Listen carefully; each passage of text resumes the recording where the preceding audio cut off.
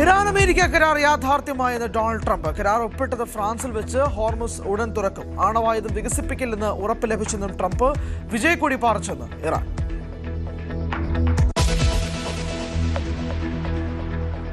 പശ്ചിമേഷ്യൻ വിഷയങ്ങളിൽ പ്രധാനമന്ത്രി നരേന്ദ്രമോദിയെ പ്രശംസിച്ച ട്രംപ്. മോദി ചെലുത്തുന്നത് നിർണായക സ്വാധീനം. ആരെങ്കിലും ഇന്ത്യയെ ആക്രമിക്കാൻ തുനിഞ്ഞാൽ ഇന്ത്യക്കൊപ്പം ഉണ്ടാകുമെന്നും ട്രംപ്.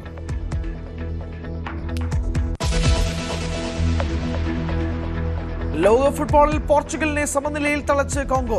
ഗോളടിക്കാതെ റൊണാൾഡോ. ക്രൊയേഷ്യയെ തകർത്ത് ഇംഗ്ലണ്ട്. Harry Kane double. പനാമയെ ഒരു ഗോളിന് കീഴടക്കി ഘാന.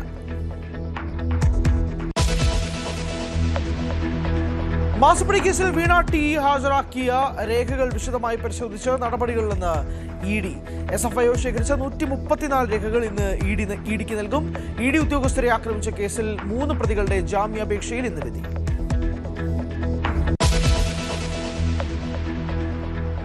അവയവക്കടത്ത് കേസിൽ സംസ്ഥാനത്ത് 5 ഇടങ്ങളിൽ ഇഡി പരിശോധന പ്രമുഖ സ്വകാര്യ ആശുപത്രികളിൽ.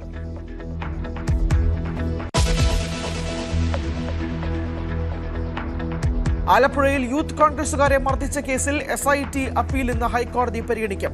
പ്രതികളായ 5 പോലീസുകാരുടെ മുൻകൂർ ജാമ്യം റദ്ദാക്കണമെന്ന് ആവശ്യം.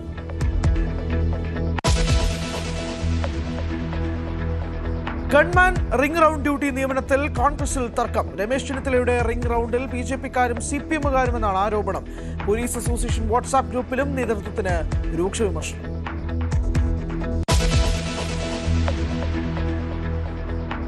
ആലപ്പുഴ ബീച്ചിലെ കൃത്രിമ വെള്ളച്ചാട്ടത്തിൽ ഗുരുതര മലിനീകരണമെന്ന് സ്ഥിരീകരിച്ച തുറമുഖ വകുപ്പ്.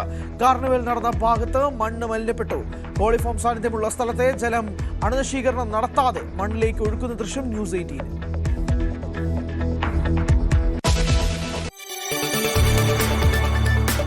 കൂടുതൽ വാർത്തകൾക്ക് news 18 Keralam YouTube channel subscribe ചെയ്യുക.